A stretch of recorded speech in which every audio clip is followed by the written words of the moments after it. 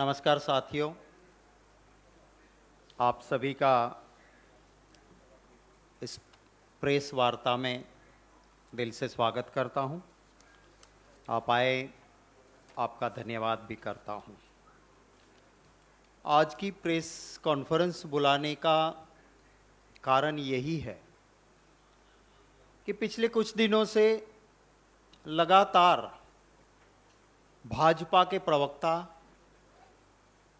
भाजपा का dirty trick social media department और कुछ मीडिया भी बार बार ये बात चला रहा है कि देखो, मोदी जी को बुलाया था एसआईटी ने, वो तो चुपचाप चले गए थे, कोई हंगामा नहीं था, कोई विरोध नहीं था, जैसे ही बुलाया चले गए, कभी एसआईटी पे सवाल नहीं किया। तो मैं गुजरात से आता हूं और इस पूरे दौर का चश्मदीद गवाह हूं। मैंने सोचा आपके जरिए इस देश को भी सच्चाई बताना जरूरी है। जब एसआईटी ने समन किया, पूरे गुजरात में रातों रात दीवालों पे बहुत ही गंदी भाषा में कांग्रेस की अगुवाई वाली यूपीए सरकार, कांग्रेस के नेता और स्टेट में सबसे बड़ा संवैधानिक पद होता है गवर्नर का, उस गवर्नर के खिलाफ, क्योंकि मोदी जी को समन किया था, दीवालों पे बड़े बड़े स्लोगन लिखे गए। उस वक्त पे गुजरात की गवर्नर एक 80 साल की ऐसी महिला थी जो गांधीयन विचारधारा से जुड़ी थी। गांधी जी के कहने पे इस देश में जब गांधी जी ने आह्वान किया कि छात्र भी आजादी की लड़ाई में जुड़े, तो ये गुजरात की उस वक्त की गवर्नर साहिबा ने छात्रा होते हुए छात्रों की सेना बनाई अंग्रेजों के खिलाफ लड़ने के लिए और उसकी अगुवाई की थी। और उस गवर्नर का मोदी जी को बुलाने में या एसआईटी में कोई रोल नहीं था। फिर भी पूरे गुजरात में लिखा गया, गवर्नर चोर है। बड़े बड़े स्लोगन्स, अगर आपके किसी के पास आर्काइव होगा तो पुरानी वीडियो या फोटोज निकालोगे, आपको भी वो मिल जाएगा। आपने सबने सुना कि मोदी जी तो तुरंत चले गए थे, एसआईटी का विरोध ही नहीं किया। मैं आपको याद दिलाना चाहता हूं कि उस वक्त पे जब एसआईटी बुलाना चाहती थी, मोदी जी को समन्स आया तो उसके खिलाफ उस वक्त के बीजेपी के एमएलए कालू मालीवाड़ वो हाईकोर्ट में गए और उसने कहा एसआईटी को किसी को भी समन करने का अधिकार नहीं है। वो खुद भी उसमें से एक एक्यूज थे और उसने कहा कि हमें विटनेसेस हो या एफआईआर में या एक्यूज की पिटीशन में नाम हो, उसे एसआईटी बुला नहीं सकती है। हाईकोर्ट ने उसकी पिटीशन खारिज कर दी। एसआईटी में नहीं जाना था मोदी जी को। हाईकोर्ट के ऑर्डर के खिलाफ सुप्रीम कोर्ट में चले आए और सुप्रीम कोर्ट में मोदी जी के वकीलों ने बहुत वकालत की। सुप्रीम कोर्ट से कोई रिलीफ नहीं मिली। उस पिटीशन में गवर्नमेंट ऑफ गुजरात ने एक एफिडेविट फाइल की।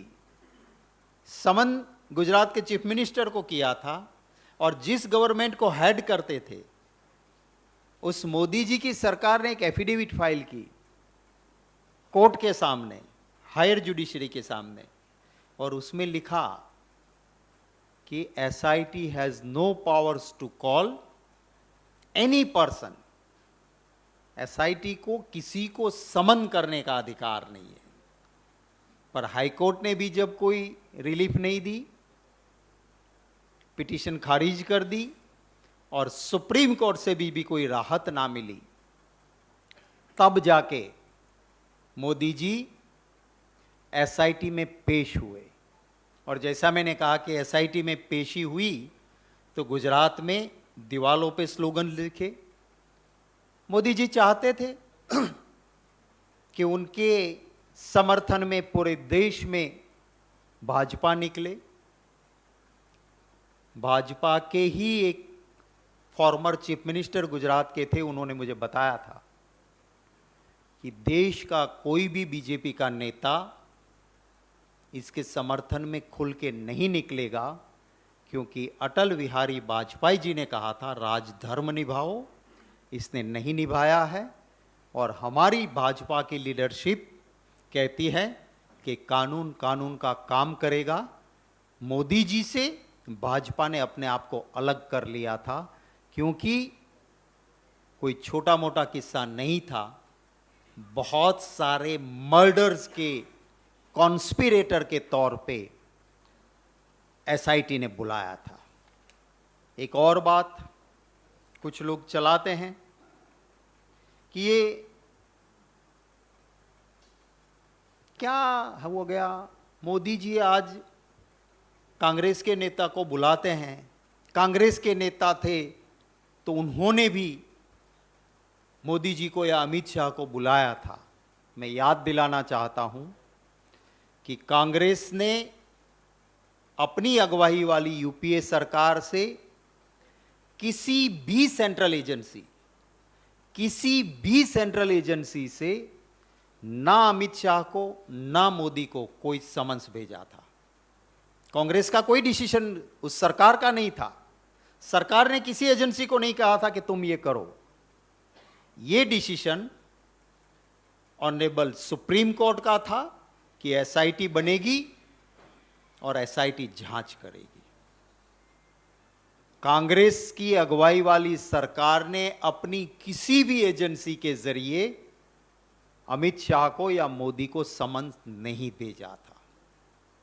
गुजरात हाई कोर्ट ने एक एसआईटी बनाई थी जिसमें अमित शाह की सारी हकीकत बाहर निकाली। वो भी हाई कोर्ट की बनाई हुई एसआईटी थी। और मोदी जी को जिसने समन्स किया उस कांग्रेस की अगुवाई वाली सरकार की किसी एजेंसी के जरिए कांग्रेस ने नहीं किया था। सुप्रीम कोर्ट की बनाई हुई एसआईटी ने इनको बुलाया था। ये सच है और दूसरी तरफ झूठ के पुलंदे बांधे जा रहे हैं। और दोनों केस में बहुत बड़ा फर्क है। एक सुप्रीम कोर्ट की बनाई एसआईटी बहुत सारे मर्डर के केस में एक एक्यूज्ड को समन करती थी उस वक्त, और यहां पे सेंट्रल गवर्नमेंट के इशारे पे जिस ईडी ने पहले इस केस को जांच लिया और क्लोज किया, इसी एलिगेशन को इलेक्शन कमीशन ने खारिज किया। इसी एलिगेशन को लेके कोर्ट में गए और अगर कोई सीरियसनेस होती तो कोर्ट, जिसमें बेल भी नहीं मिलता, कोर्ट में मैटर पेंडिंग है।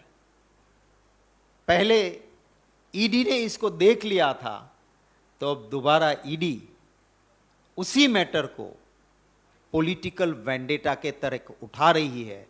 एक बार वो थे मोदी जी जिसको प्रधानमंत्री उसी पार्टी के कहे थे, उन्होंने कहा था कि तुम राजधर्म निभाओ, और कोई भी भाजपा का नेता उसके साथ नहीं खड़ा रहना चाहता था, ना देश के लोग उनके लिए सिंपैथी रखते थे। दूसरी ओर एक फॉल्स एलिगेशन, पॉलिटिकल वेंडेटा, जहां कोर्ट का कोई रोल नहीं, एक एजेंसी को पॉलिटिकल प्रेशर के दौरान करके, जहां कोई गुनाह नहीं, वहां एक बार केस देख लेने के बाद दोबारा पॉलिटिकल वेंडेटा के तहत बुलाते हैं। जिनके साथ पूरी कांग्रेस पार्टी खड़ी रहती है, देश के लोगों की सिंपैथी है, पब्लिक खुद जानती है। तो ये दोनों के बीच का जो एक गलत तरीके से पिक्चर बनाया जाता था, तब उस वक्त पे मैंने आपके सामने कुछ तथ्य यहाँ रखे हैं।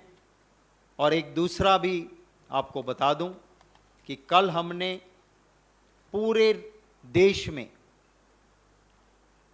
ये political vendetta, misuse of government agency, misuse of power, गुनाह ही नहीं है, फिर भी जिस तरह से परेशानियां की जा रही है उसके विरोध में जहां जहां भी महात्मा गांधी जी का कोई प्रतिमा, कोई स्मारक, कोई जगह होगी, वहां कल पूरे देश में कांग्रेसी धरना देंगे। दिल्ली में हमने तय किया था कि हम शांतिपूर्ण धरना देंगे, राजघाट जाएंगे, सारे एमपीज, सीडब्ल्यूसी मेंबर्स और लीडर्स राजघाट पे धरना देंगे, शांतिपूर्ण धरना होगा, हमारा सत्याग्रह होगा। फ्राइडे को हमने तय किया, बता दिया था पुलिस को, शुक्रवार को, फ्राइडे गया, सैटरडे गया, संडे गया, हमको कहा गया कि राजघाट हम परमिशन देंगे। आज सुबह कहा कि नहीं, प्रेसिडेंट ऑफ इंडिया की विजिट है, उसके बाद देखेंगे। बाद में कहा कि राजघाट पे आपको परमिशन नहीं देंगे। तो ये पुलिस चाहती है कि कोई ना कोई तरह से लोग परेशान हो, दिल्ली के लोग परेशान हो। फिर कहा गया कि नहीं, आपको राजघाट जहां धरना होता है वहां नहीं, अंदर चले जाना, राजघाट के अंदर। हमने कहा ठीक है, राजघाट के अंदर बैठेंगे। तो कहा राजघाट के अंदर जाओगे पर मीडिया नहीं आने देंगे। माने आप लोगों से पता नहीं कौन सी दुश्मनी है, मीडिया नहीं होगा, टेंट लगाने की परमिशन हम नहीं देंगे, वो सेंट्रल गवर्नमेंट का है, आप जानते हो अभी वेदर, तो टेंट नहीं होगा। तीसरा कहा माइक नहीं होगा। चौथा कहा बसेस से लोग नहीं आएंगे। माने एक तरीके से राजघाट पे भी महात्मा गांधी जी की समाधि पे बैठने का भी कांग्रेस को अधिकार नहीं है। ये क्या करना चाहते हैं लोकतंत्र में।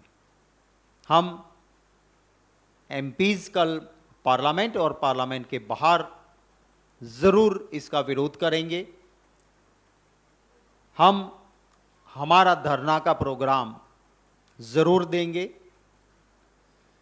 हम शांतिपूर्ण सत्याग्रह में मानते हैं। आज आप सभी ने देखा होगा कि इसी दिल्ली में बीजेपी के लोग धरना भी दे सकते हैं, पूरा रास्ता डाइवर्ट किया जाता है क्योंकि बीजेपी का एजिटेशनल प्रोग्राम चल रहा है, वहां माइक लगता है, भाषण भी होता है, स्लोगन भी होता है, वहां 144 नहीं लगती है। बैरिकेड से कूद के बीजेपी का कोई बंदा उस ओर जाता है तो पहली गोद के बेटे को जैसे बाप संभाल के ले लेता है, उसी तरह से उसको नीचे उतारा जाता है। मैंने टीवी में ही देखा, आपने भी देखा होगा। ये तो ये लोकतंत्र है। मैं दिल्ली पुलिस को भी कहना चाहता हूं कि आप किसी रंगा बिल्ला के सर्वेंट नहीं हो, आप पब्लिक सर्वेंट हो। जनता जो टैक्स भरती है उससे आपको तनख्वाह मिलती है। आपका सीआर माने कॉन्फिडेंशियल रिपोर्ट सिर्फ सरकार के रजिस्टर में नहीं, ऊपर वाले के रजिस्टर में भी लिखा जाता है। इसको याद रखिए, कम से कम उनका डर रखिए। ये रवैया ठीक नहीं है, पर मैं समझ सकता हूं कि एक अत्याचारी शासक जैसे शासन चलाता है वैसे गुजरात में चला है, और वही मॉडल आज दिल्ली में चलता है, जहां सोल्जर अच्छा है पर सेनापति अत्याचारी है, तो सोल्जर के पास वही करवाता है जो जायज नहीं है। तो ये मैंने स्यो मोटो 2 बातें रखी हैं। इसके ऊपर कोई भी आपका सवाल होगा तो उन सवालों का स्वागत रहेगा।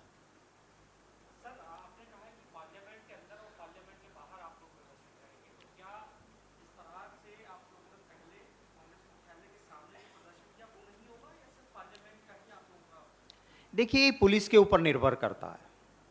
हम शांतिपूर्ण सत्याग्रह देना चाहते हैं। अगर पुलिस शांतिपूर्ण सत्याग्रह नहीं देने देगी तो दिल्ली का कार्यकर्ता मेरे दफ्तर आते हुए जहां रोका जाएगा वहां सत्याग्रह करेगा। मेरा नेता जहां उसे रोका जाएगा वहां सत्याग्रह करेगा, वहीं रुकेगा और वहीं पे जो भी होगा उसके लिए जिम्मेवार भाजपा और दिल्ली पुलिस रहेगी।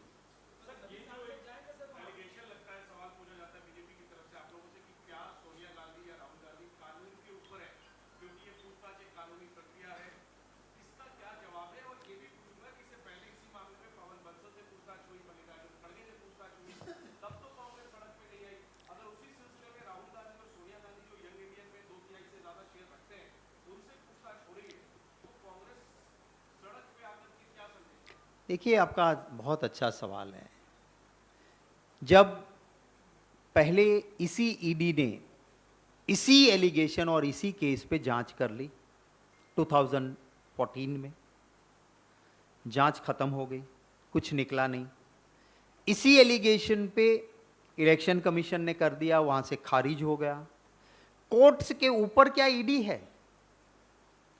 कोर्ट में मामला आपने ले गए हो, कोर्ट ने संज्ञान लिया है, सो कोर्ट के ऊपर एपेलेट अथॉरिटी तो ईडी है नहीं।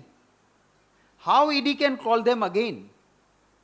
सो इलीगल प्रोसेस जो चल रहा है, एक पॉलिटिकल वेंडेटा और हैरेसमेंट हो रही है, उसके खिलाफ हमारे लीडर के साथ हमारी सॉलिडारिटी है, इसलिए हम इसमें जरूर लड़ते हैं और लड़ते रहेंगे। यस।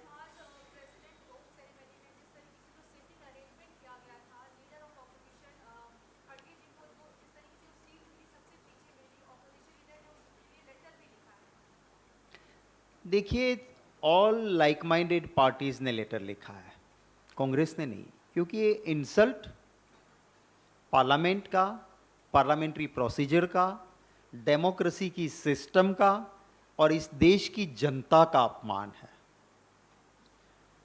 आज तक की परंपराएं रही हैं, राज्यसभा में हमारी स्ट्रेंथ भी जो मिनिमम स्ट्रेंथ होनी चाहिए ऑफिशियल लीडर ऑपोजिशन को, उससे ज्यादा है। इसलिए जो खत लिखा गया है उसमें all like minded parties have signed, सभी ने साइन किया है। यूपीए के अलावा भी पार्टीज है, उन्होंने भी इसमें साइन किया है कि ये गलत हो रहा है। और इस तरह से वो अपमान कांग्रेस पार्टी के लीडर का या खड़गे साहब का नहीं, इस देश के लोकतंत्र का अपमान है और इसीलिए सबने लिखा है। और ये आज तक कभी नहीं हुआ है। मैं खुद एक लीडर ऑपोजिशन रहा हूं, बीजेपी लीडर ऑपोजिशन रही है, मैं स्टेट में रहा, सेंट्रल में आज तक बीजेपी रही। मान और सम्मान लोकतंत्र में लीडर ऑफ ऑपोजिशन का जितना प्राइम मिनिस्टर का होता है, जब when you go to the parliament और इन द असेंबली, जो स्थान रूलिंग पार्टी के नेता का होता है वही स्थान, उसी की बराबरी लीडर ऑफ ऑपोजिशन की, ये लोकतंत्र का बेसिक प्रिंसिपल है। और इसीलिए जब भी ऐसा मौका आता है तो अगर कहीं स्पीकर बैठता है तो एक साइड पे रूलिंग पार्टी का लीडर बैठा तो दूसरी साइड पे लीडर ऑफ ऑपोजिशन बैठता है। ये परंपरा है और मैं धन्यवाद करता हूं कि इस देश के लोकतंत्र को बचाने के लिए यूपीए की पार्टीज तो है, पर यूपीए में नहीं है ऐसी पॉलिटिकल पार्टीज ने भी इस बात का विरोध किया है और खत को साइन किया है। Thank you very much. Thank you.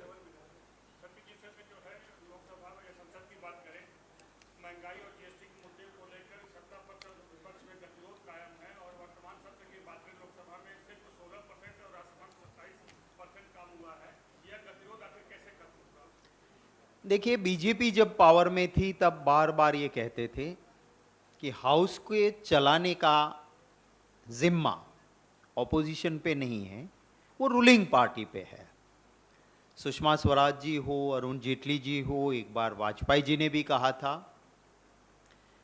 कि ऑपोजिशन के पास जनता की आवाज उठाने के वक्त अपनी बात मनवाने के लिए ऑपोजिशन के पास स्ट्रेंथ नहीं होती है, उसके पास एक ही शस्त्र होता है और वो होता है हाउस नहीं चलने दो, डिस्टर्ब द हाउस। और जब भाजपा विरोधी दल में थी तब अरुण जेटली जी के, सुषमा जी के बार बार, मैं आपको कहोगे तो डेट वाइज दूंगा, ये स्टेटमेंट थे कि ये ऑपोजिशन का शस्त्र है और ऑपोजिशन को इसे बार बार उठाना चाहिए और सरकार की जिम्मेवारी है कि ऑपोजिशन की बात माने, उसकी बात माने और हाउस चले। आज हम वही कहते हैं। हम क्या चाहते हैं कि 267 के तहत बहस हो। 267 के तहत बहस इसलिए हम चाहते हैं कि जहां पे सारा काम रोका जाता है, प्रायोरिटी दी जाती है, और जब ये काम चलता है 267 के तहत तो उसमें पूर्णतः अवकाश मिलता है, फुल अपॉर्चुनिटी मिलती है हमारी बात रखने की। अगर वो 173 के तहत या दूसरी तरह से करे तो उसमें तो मंत्री भाषण देगा, ज्ञान बांटेगा और हमसे कहेगा 2-2 मिनट में सवाल पूछ लो। वो बहस नहीं है। इसलिए हम उनकी बात नहीं मानते हैं कि भाई नहीं, not under any other rule but discuss under 267। 2017 से आज तक का इतिहास देख लो आप। 267 के तहत राज्यसभा में या लोकसभा में एक बार भी बहस इनके होते हुए नहीं हुई है। फिर 267 का मतलब क्या है?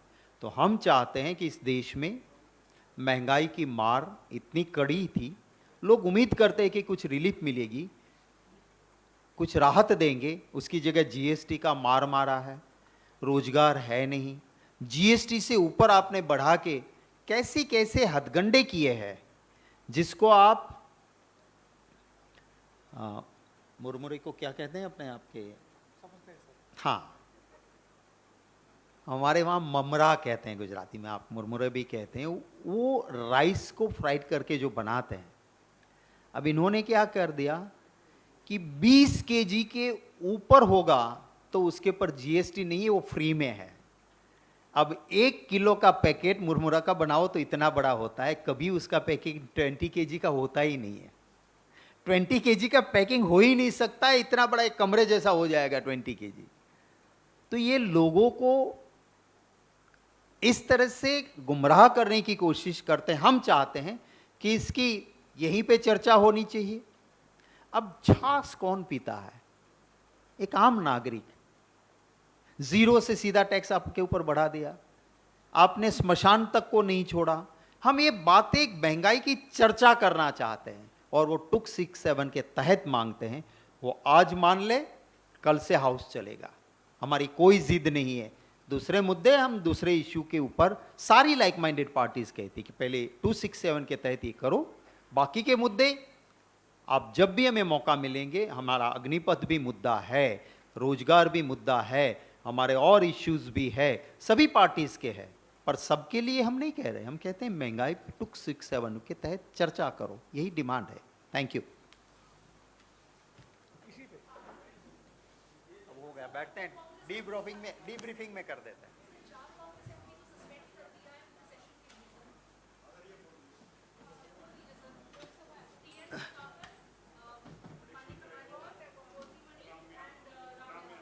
देखिए,